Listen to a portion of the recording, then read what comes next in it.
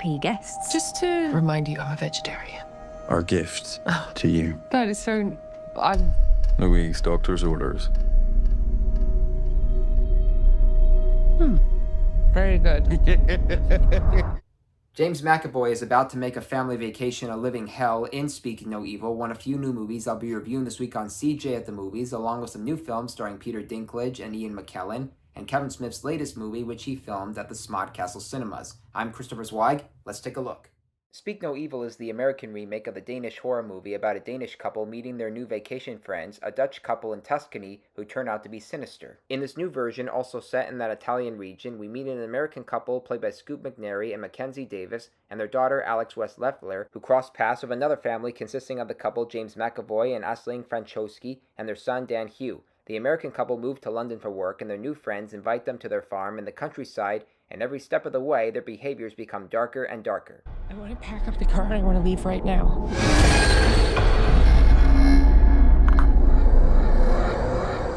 The original Speak No Evil had an unhappy ending, while this one is catered to an American audience who like to see characters fighting back, and these people are among the rare horror movie characters to have common sense. McAvoy has scored great horror success in the last decade with Split, and he continues his charisma and strength here, while Davis expresses the right kind of dispositions and emotions with balance and knows the stakes. And even the kid actors are smarter than how most parents would judge their kids. I liked both versions of this story for the directions they take.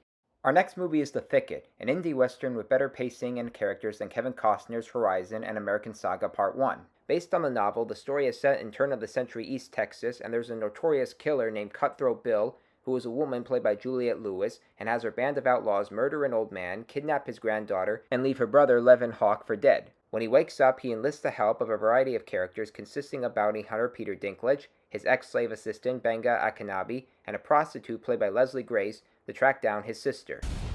You ever shoot a man? No, I'm a Christian. God knows how many this cutthroat has. 3 against now. 2 against. You're a Christian. Don't let the bounty hunter's size fool you. He talks the talk and walks the walk, meaning that he handles his enemies in his own dangerous ways, and then has the gall to agree to help with the rescue mission on condition that the young man follows his rules.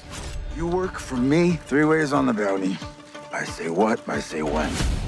Even though the young actors don't amount to much, there's still timing and charisma within the performances from Dinklage and Lewis, as well as supporting actors Akanabi and Grace. The Thicket is also set in the winter, which can remind us on even non-westerns like Fargo and Wind River, especially when we see both sides from the heroes and villains. Even as a small film, there's a lot of true grit. Our next movie is The Critic, set in 1930s London and starring Ian McKellen as a gay and feared theater critic whose methods are to be cold and lonely, although his writing does bring the art of criticism into the 20th century. When he pans the latest show starring Gemma Arterton, she demands an apology from him, which he refuses, but admits that she has the potential to shine on stage. You've compared me to livestock, creatures of the sea, and an extinct bird. It's going to stop. Oh, are you retiring?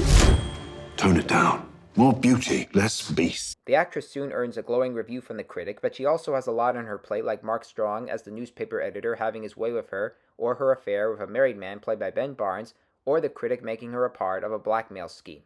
But catastrophically married. I have something delicate to discuss. The critic works only with McKellen and Arterton expressing their passion for theater, and the former is gay, so he's able to portray his character with some sentimentality. It was common at the time for homophobia and fascism to affect him, but the movie is too skittish to explore that subject. Instead, it relies on affairs, mistreatments, and even death, like it wants to play like a puzzle, and through my perspectives, it's missing a lot of pieces. But here's a puzzle that does work. It's called Red Rooms, a French-Canadian thriller set in Montreal and showing us the trial of a man who's accused of torturing, dismembering, and murdering 3 teenagers while filming them for the dark web in what is called a Red Room. And then comes a young model, hacker, and online gambler played by Juliette Gariepy, who attends this trial to see what the killer looks like, that is, if he is really guilty of the unspeakable crimes. J'étais curieuse. J'en profite, j'ai un petit mot à dire à ces groupies. Mais on vous voit. Vous devriez avoir...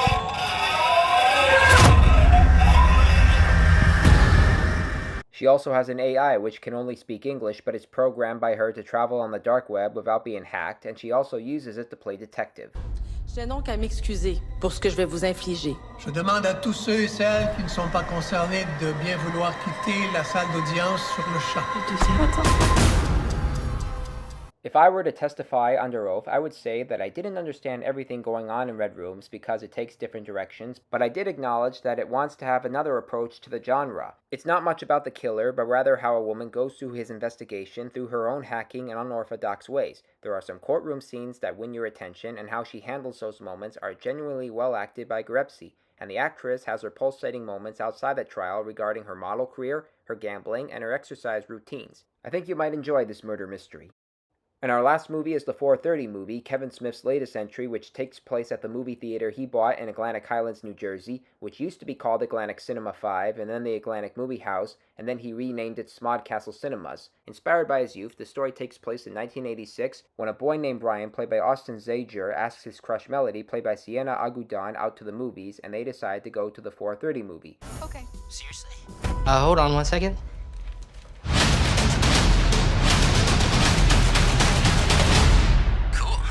I'll see you at the 4:30 movie, Melody Barnegat. I'll see you at the 4:30 movie. He and his two friends, the buff Bernie, played by Nicholas Cirillo, and the dopey Belly, played by Reed Norfoff, often buy tickets for a PG or PG-13 rated movie at the Atlantic Movie Theater, so they can sneak into an R-rated movie. What isn't youth without theater hopping? You can't give them cutsies when they get back. I'll tell my dad. I don't care what you tell your dad, little kid. Dad, he showed me his privates. He did what? Even though it has too many cameos and not much laughs, the 4:30 movie has fun with the fake movie trailers as well as nostalgia and a John Hughes ambiance. I like the way it makes a distinction that when a sequel like Poltergeist 2 shows up, you don't call the first movie Poltergeist 1, and Smith has the passion to lampoon his own life, as demonstrated in Clerks. Even though it doesn't top that cult masterpiece, it's still amusing enough for me. Recapping this week's new movies, thumbs up for Speak No Evil, thumbs up for The Thicket, thumbs down for The Critic, thumbs up for Red Rooms, and thumbs up for the 4:30 movie. Well, those are the new films I'm reviewing this week. I'm Christopher Zweig. Stay safe, and I'll see you at the movies. For more amazing content, please like and subscribe to my channels, and please read my reviews at cjatthemovies.com and download the new HD Radio app.